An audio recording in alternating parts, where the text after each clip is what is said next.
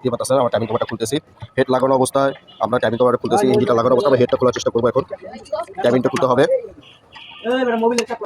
এই টাইমিং কভারটা বের হয়ে গেল, আর একটু বাকি আছে। এবার কীভাবে টাইমিং কভারটা খুলতেছি, এখন একটু জকটা উঠাতে হবে। এই দেখে টাইমিং কভারটা বের হয়ে গেল। খুবই সহজ, আপনারা চেষ্টা করলে পারবেন এই গাড়ির কাজ করতে। এই খুলে গেল।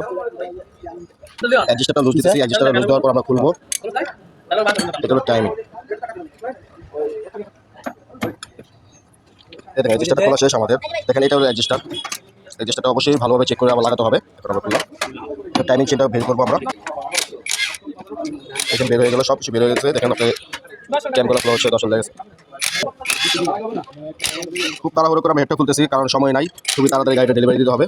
গাড়িটা ইঞ্জিন হিট হয়েছিল, গ্যাসকেট খারাপ হয়ে গেছে। দেখেন সবাই মিলে খুলতেছে, কত মানুষ খুলতেছে দেখতেই পাচ্ছেন, সবাই মিলে খুলতেছে। 2টা কাটা থাকে। দেখেন আমার চেনটা আউট করি।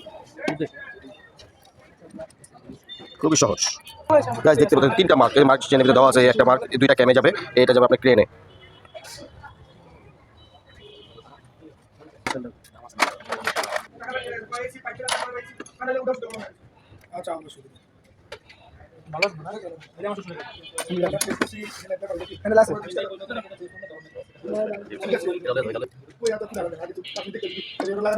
রোকার এগুলো হলো সব প্রত্যেকটা রোকার। গাইস আমরা ওখানে হেঁটে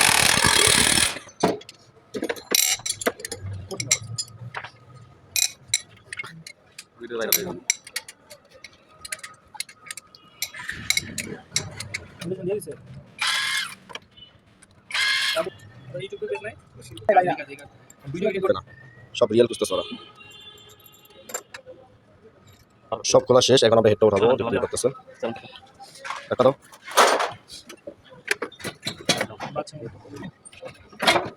এটাই হলো গ্যাসকেট।